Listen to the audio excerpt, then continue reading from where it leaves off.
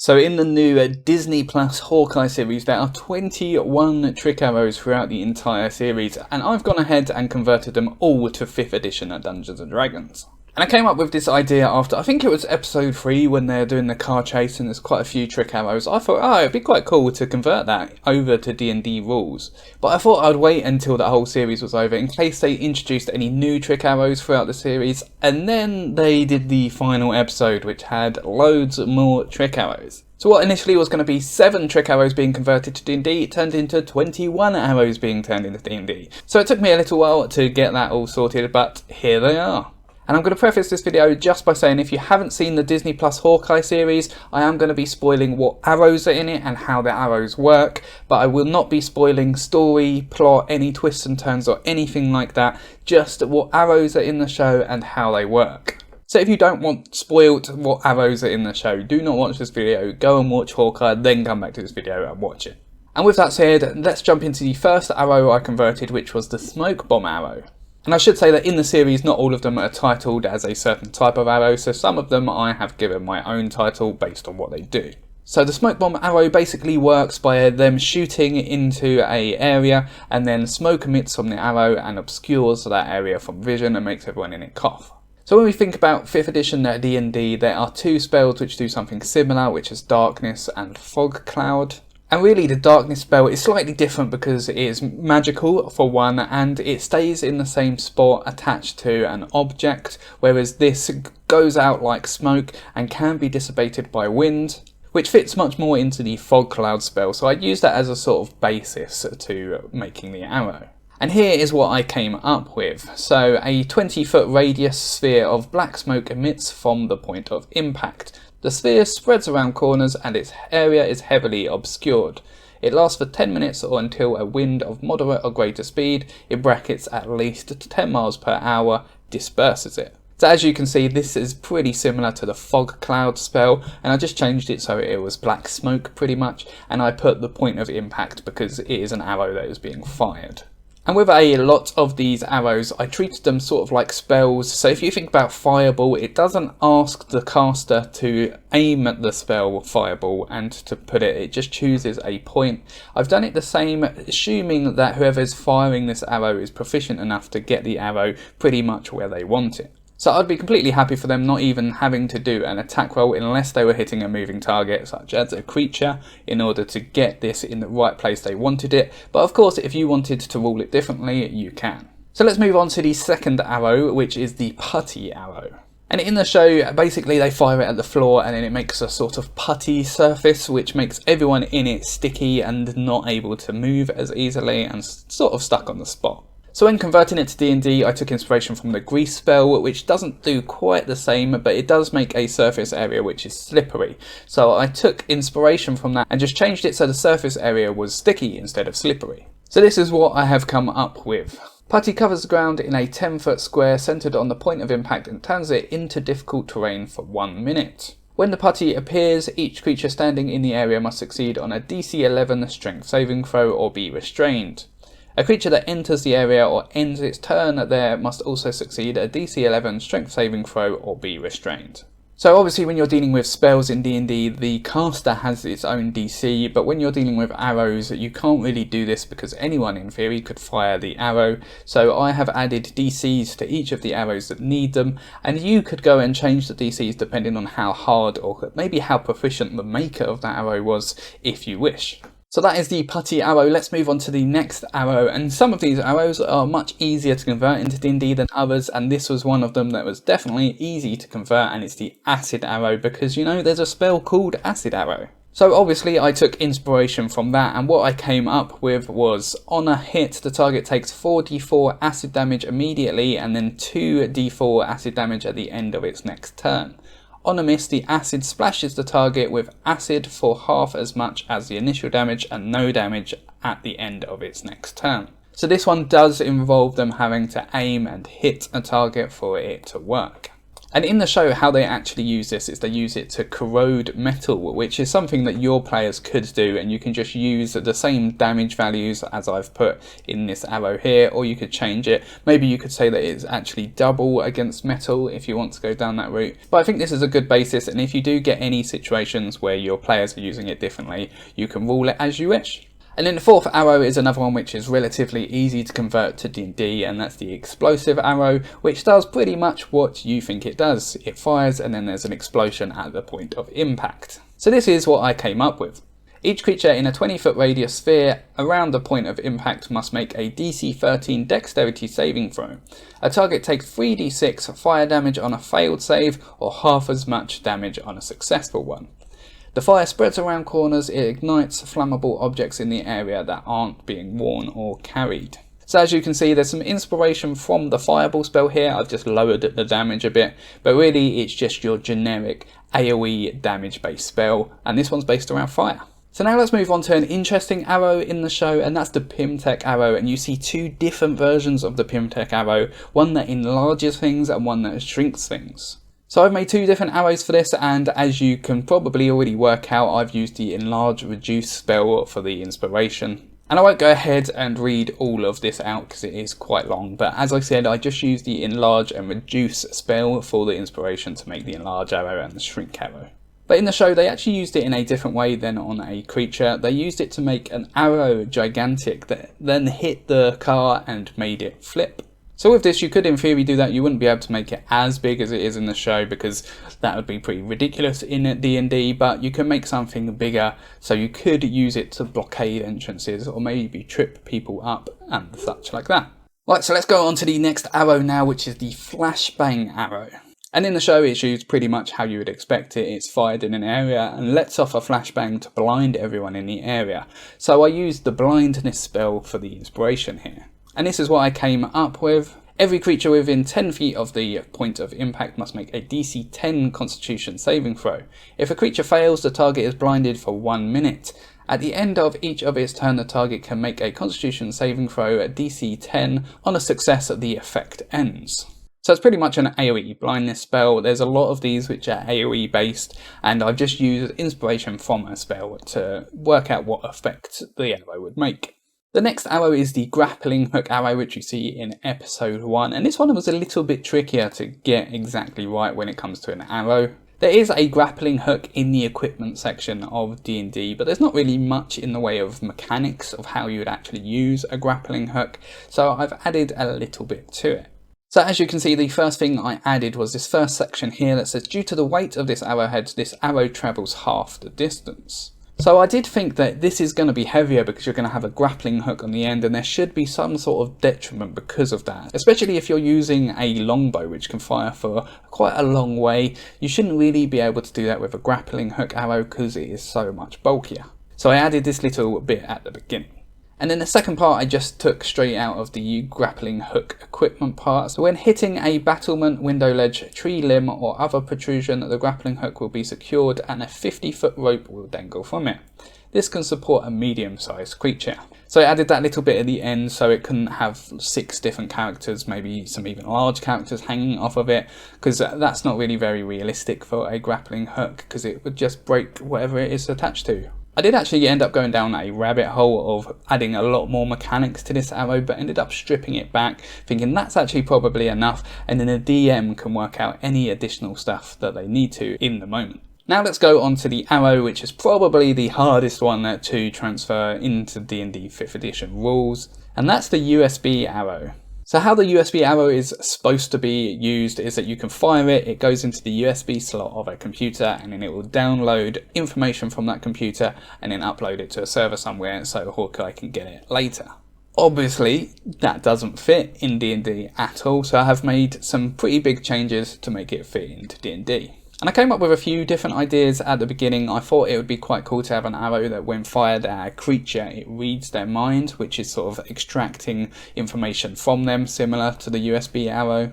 But then when I thought about it, that's not really what a USB arrow does. It doesn't hit creatures and read minds, although that would be a cool arrow. So I ended up using the legend, the lore spell, and converting that into an arrow.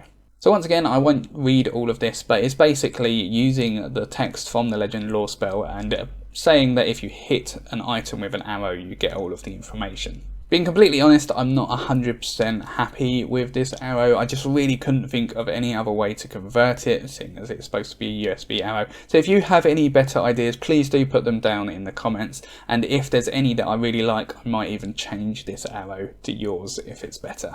Right, so the next arrow I've called the Spire Wire arrow, which is a bit of a tongue twister, but I quite like it. And in the show, this is an arrow that emits wires that then go and grab items nearby and pull them to the arrow.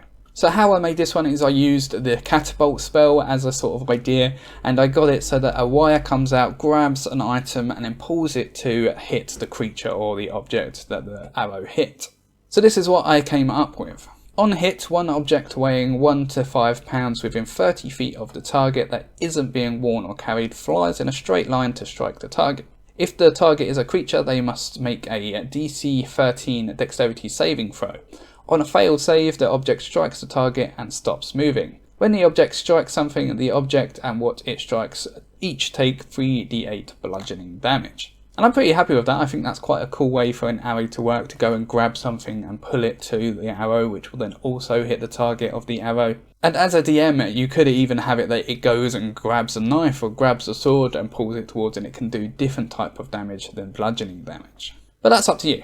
And the next arrow is the plunger arrow, which in the show is used as a bit of a comedy point, as she fires the arrow and it just hits the screen and nothing else really happens. But then later on it is actually used to save them from falling off of something by putting the plunger arrow onto a glass surface so that holds them. So this is how I've converted it. This arrow can attach to smooth surfaces. When it does, it can hold one medium creature's weight. If this is fired at a creature, they take 1 point of damage. I added that last bit in as a bit of fun. I think it would be quite funny to hit a creature with a plunger arrow and it's just stuck to their chest as they're running into battle. But really the utility here is that you can put it into something that is smooth, and then you could hold onto it and it will be able to take your weight so you wouldn't fall. So the next arrow is the electric magnet arrow, and magnets aren't really a thing in D&D, so I've had to sort of make some mechanics up here so that it will fit. But in the show, it's fired at something that is metal, and then it makes a wall of electricity between something else that is metal, so people can't pass through it, and any metal that is in the area gets attracted to those metal things. So I got inspiration from the many wall spells that are in the game to make the electricity wall, and then I've had to add some mechanics to the magnetic part of it. So here, the first paragraph is all about the wall of lightning, and basically they have to make a DC 13 dexterity save or take damage, and if they try to move through the wall, they automatically take that damage. But then in the second paragraph is where I add the magnetic part of it, so I've put any metal objects that aren't being worn or carried automatically attached to one of the 2 points of contact for the wall. If a creature passes through the wall wearing or carrying a metal object, they need to make a DC 10 strength saving throw, being disarmed of that item on a failure. If the item is worn, such as a plate armor, the creature instead stops moving on a failed save. And I think that's good enough to add magnetics into the game. It's a pretty low DC as well, so hopefully it won't have too much of an impact. But let me know what you think of this one. Once again, not 100% on this one, so do let me know what you think down in the comments. And then the next arrow is a needle arrow, and in the show they fire an arrow, it hits an impact and then emits needles that hits everyone nearby. So how I've converted this is by saying on hit an explosion of small needles erupt from the arrow. Any creature within 10 foot of the impact must make a DC 10 dexterity saving throw, on a failure taking 2d4 damage and half as much on a success. So it's a pretty low DC and a pretty low damage, as needles aren't as impactful as say daggers. But still something to add a bit of oomph to an arrow, which can be quite fun to give to your players. Next up is the freeze arrow, and in the show they fire this at someone's leg and it freezes their leg. I've basically taken the cantrip Ray of Frost and an arrow and put the two together. So I went with on hit the target takes an additional 1d8 cold damage and its speed is reduced by 10 feet until the start of the next turn. Which I'm pretty happy with. I think it's pretty basic, but it should be. It shouldn't really do too much. On to the next arrow, which once again doesn't really fit into D&D, so I had to get a little bit creative with it, and that's the drone arrow. So in the show this is fired and then 2 drones go and pick someone up and pick them up and then drop them. So what I did was take inspiration from the levitate spell, which lifts up enemies, and gone from there. So the arrow says, on hits, the creature or loose object rises vertically up to 20 feet and remains suspended for 10 minutes. An unwilling creature needs to succeed a DC 13 Constitution save to be unaffected. And then it's up to you thematically if it looks like there are actually drones lifting this person, or if you do want to make it magical and look like the levitate spell. The next arrow is the electrical arrow, which is fired at someone and then electrocutes them, as you would expect. So I took inspiration from the Shocking Grasp cantrip and came up with, on a hit, the target takes 1d8 lightning damage and it can't take reactions until the start of its next turn. Which once again I think feels right, and just like the freeze arrow, it's pretty basic, but it's quite fun to just have some basic arrows here as well. Right, so next up is the Tranquilizer arrow, and there's not really a spell in the game which puts someone to sleep, just one person. There's the sleep spell, which is AoE, but not something that just does one person. So I took inspiration from the sleep spell, but I thought if something was being injected into someone, it'd be quite concentrated, so I kept the same amount of dice. In the show, it's obviously just fired at someone, it injects them with a fluid that then puts them to sleep. So this is what I came up with. On a hit, the target may be put to sleep. Roll 5d8 if the result is equal to or higher than the target's current hit points, they're unconscious for 1 minute. Until the effect ends, the sleeper takes damage, or someone uses an action to shake or slap the sleeper awake, the target stays unconscious. So although in the sleep spell it is AoE using the same 5d8 damage, I think because it's more concentrated I wanted to stick with the 5d8 damage, and then it's going to be more likely that it actually goes ahead and works. And I also think this could be quite a fun arrow to play around with. Right, so we're getting near the end now. There are 4 arrows left. If you have been finding value out of this video, please do give a like. It did actually take me quite a while to put all of this together, so I'd really appreciate it if you could give it a like, and then other people that this might benefit will be able to see this video as well. And all of these arrows are down in the description, so you can go ahead and click through and download them and use them as you wish. I've done a PDF version, which is all just in one document, and I've also done JPEG versions, so you can download individual arrows and then give them out to your players. So go down to the link down below to download them if you wish. So on to the final 4 arrows, the next of which is the pepper spray arrow. So in the show, arrow is fired and then pepper spray emits from it, blinding everyone nearby. So I've pretty much used the mechanics from the flashbang arrow, but then just dampened it down a bit. So this is what I went for. Every creature within 10 foot of the point of impact must make a DC 10 Constitution saving throw. If a creature fails, the target is blinded until the start of your next turn. So rather than the flashbang arrow where it lasts 1 minute, this one is just to the next turn. On to the next arrow, which is the airbag arrow, which is something that definitely hasn't been seen in D&D before. And in the show, it is fired at a point and then an airbag emits from the arrow, which pushes everyone away. So this is what I went for. Every creature within 10 foot of the point of impact must make a DC 10 dexterity saving throw. If a creature fails, the target is pushed back 10 feet and prone. And this actually could be used quite interestingly in combat to push people off of environments such as cliffs or rooftops. So I think it could be quite fun. And as at the end, this would be quite interesting to see if this could be used to stop someone who is falling from a height as well. So put an airbag down so they land on the airbag rather than on the floor. But that's up to you if you want to do something like that with it. Right, so let's go on to the penultimate arrow, which is the shockwave arrow. In the show, it is fired at a point and then everyone is pushed back by a shockwave, so I used the Thunderwave spell as an inspiration for the mechanics here. So this is what I went with. Each creature in a 15-foot cube originated from the point of impact must make a DC 13 Constitution saving throw. On a failed save, a creature takes 2d8 thunder damage and is pushed 10 feet away from the point of impact. On a successful save, the creature takes half as much damage and isn't pushed. In addition, unsecured objects that are completely within the area of effect are automatically pushed 10 feet away from you. So I think that makes sense to this arrow. It's basically just a Thunderwave spell but in an arrow, and once again I think this could be used quite creatively within combat. Right, so on to the final arrow, which is the too dangerous arrow. So in the show there's a bit of a joke about this arrow being too dangerous, and essentially it just makes a very big explosion. So I used the Thunderball spell for this, which is 8d6 worth of damage, which I think is quite a lot, especially along with the damage of the arrow. So this is what I went for. Each creature in a 20-foot radius sphere around the point of impact must make a DC 15 dexterity saving throw. A target takes 8d6 fire damage on a failed save or half as much on a successful one. The fire spreads around corners, it ignites flammable objects in the area that aren't being worn or carried. So that's what feels right. It's a lot of damage, and it should be, because it says it's a too dangerous arrow. And really, you shouldn't just give this arrow out willy-nilly. This should be like a one-time, give them the arrow, see how they use it situation. So there you go, there are all 21 of the arrows from the Hawkeye Disney Plus series converted into D&D 5th edition. And as I said, you can download all of them. Down in the description there is a link, and you can download them as JPEGs or as a PDF. So go ahead and do that, and please do share this video with any other DMs you think might be interested in these arrows. And down in the comments, if there's anything that you think should have been changed that I did slightly wrong, or there's a better way of doing them, do let me know down in the comments. But until next time, happy gaming.